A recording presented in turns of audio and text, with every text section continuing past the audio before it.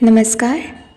नाटक के वाचिक अभिनय श्रृंखला की कड़ी में आपका स्वागत है।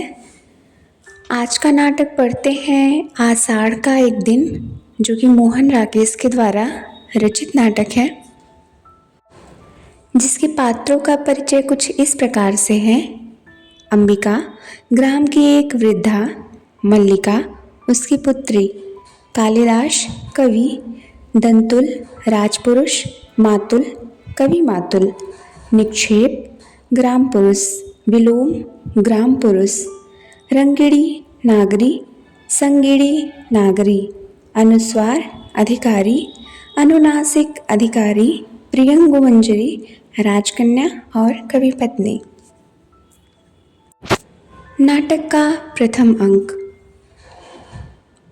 पर्दा उठने से पूर्व हल्का हल्का मेघ गर्जन और वर्षा का शब्द, जो पर्दा उठने के अनंतर भी कुछ क्षण चलता रहता है, फिर धीरे धीरे धीमा पड़कर विलीन हो जाता है। पर्दा धीरे धीरे उठता है। एक साधारण सा प्रकोष्ठ, दीवारें लकड़ी की हैं, परंतु निचले भाग में चिकनी मिट्टी से पोती गई हैं। बीच बीच में घेरू से स्वस्तिक के चिन्ह बने हैं। सामने का द्वार अंधेरी ड्योढ़ी में खुलता है।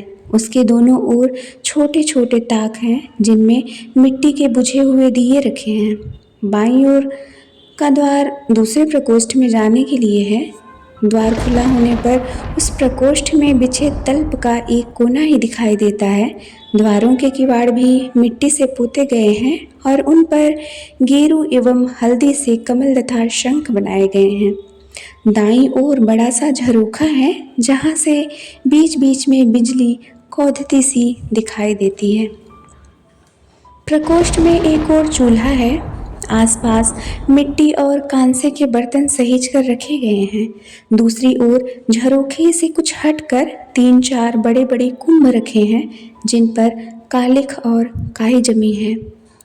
उन्हें कुशा से ढककर ऊपर पत्थर रख दिए गए हैं। झरोखे से सटा एक लकड़ी का आसन है, जिस पर बाघ छाल बिछी है। चूल्हे के निकट 2 चौकियां हैं। उन्हीं में से एक पर बैठी अंबिका छाछ में धान फटक रही है। एक बार झरोखे की ओर देखकर वह लंबी सांस लेती है और फिर व्यस्त हो जाती है। सामने का द्वार खुलता है और मल्लिका गीले वस्त्रों में कांपती सिमटती अंदर आती है। अंबिका आंखें झुकाए व्यस्त रहती है। अंबिका छड़ पर भटकती है, फिर अंबिका के पास आ जाती है। मल्लिका। आषाढ़ का पहला दिन और ऐसी वर्षा माँ, ऐसी धारासार वर्षा, दूर दूर तक उपत्यकाएं भीग गई हैं। और मैं भी तो, देखो ना माँ, मैं कैसी भीग गई हूँ। अंबिका उस पर सिर से पैर तक एक दृष्टि डालकर फिर व्यस्त हो जाती है। मल्लिका घुटनों के बल बैठकर उसके कंधे पर सिर रख देती है।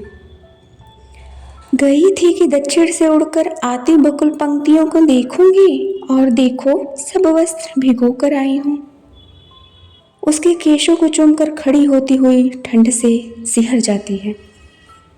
सूखे वस्त्र कहाँ है माँ? इस तरह खड़ी रही तो जुड़ा जाऊंगी। तुम बोलती क्यों नहीं माँ? अंबिका आक्रोश की दृष्टि से उसे देखती है। अंबिका। सूखे वस्त्र अंदर तल्प पर हैं। मल्लिका। तुमने पहले से ही निकाल कर रख दिए? अंदर को चल देती है। तुम्हें पता था मैं भीग जाऊंगी, और मैं जानती थी कि तुम चिंतित होगी, परंतु माँ। द्वार के पास मुड़कर अंबिका की ओर देखती है। मुझे भीगने का तनिक भी खेद नहीं। भीगती नहीं तो आज मैं वंचित रह जाती। द्वार से टेक लगा देती है। चारों ओर धुआंरे मेघ गिराए थे। मैं जानती थी वर्षा होगी, फिर भी मैं घाटी की पगडंडी पर नीचे नीचे उतरती गई। एक बार मेरा अंशुक भी हवा ने उड़ा दिया, फिर बूंदें पड़ने लगी। अंबिका से आंखें मिल जाती हैं।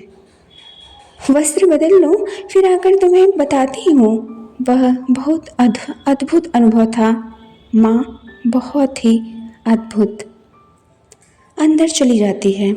अंबिका उठकर फटके हुए धान को एक कुंभ में डाल देती है और दूसरे कुंभ से नया धान निकाल लेती है। अंदर के प्रकोष्ठ से मल्लिका के शब्द सुनाई देते रहते हैं, बीच बीच में उसकी झलक भी दिखाई दे जाती है। नील कमल की तरह कोमल और आर्द्र, वायु की तरह हल्का और स्वप्न की तरह चित्रमय। मैं चाहती थी उसे अपने में भर लूं और आंखें मूंद लूं। मेरा तो शरीर निचुड़ रहा है माँ, कितना पानी इन वस्त्रों ने पिया है। ओह, शीत की चुभन के बाद उष्णता का यह स्पर्श। गुनगुनाने लगती है। कुवलय दलनीलय रुन्नतस्तोयनम्रे। गीले वस्त्र कहाँ डाल दूँ माँ, यहीं रहने दूँ? मृदु पवन विधूतैर्मन्द मन्दं चलद्भिदि अपहृतमिव चेतस्तो यदैहसेन्द्रचापे पथिकजनवधूनां तद्वियोगाकुलानां। बाहर आ जाती है। माँ, आज की वे क्षण मैं कभी नहीं भूल सकती। सौंदर्य का ऐसा साक्षात्कार मैंने कभी नहीं किया, जैसे वह सौंदर्य अस्पृश्य होते हुए भी मांसल हो। मैं उसे छू सकती थी, देख सकती थी, पी सकती थी। तभी मुझे अनुभव हुआ कि वह क्या है जो भावना को कविता का रूप देता है। मैं जीवन में पहली बार समझ पाई कि क्यों कोई पर्वत शिखरों को सहलाती मेघमालाओं में खो जाता है, क्यों किसी को अपने तन मन की अपेक्षा आकाश में बनते मिटते चित्रों का इतना मोह हो रहता है। क्या बात है माँ, इस तरह चुप क्यों हो? अंबिका, देख रही हो मैं काम कर रही हूँ। मल्लिका, काम तो तुम हर समय करती रहती हो, परंतु हर समय इस तरह चुप नहीं रहती। अंबिका के पास आ बैठती है। अंबिका चुपचाप धान फटकती रहती है। मल्लिका उसके हाथ से छाछ ले लेती है। मैं तुम्हें काम नहीं करने दूंगी, मुझसे बात करो। अंबिका, क्या बात करूं? मल्लिका, कुछ भी कहो, मुझे डांटो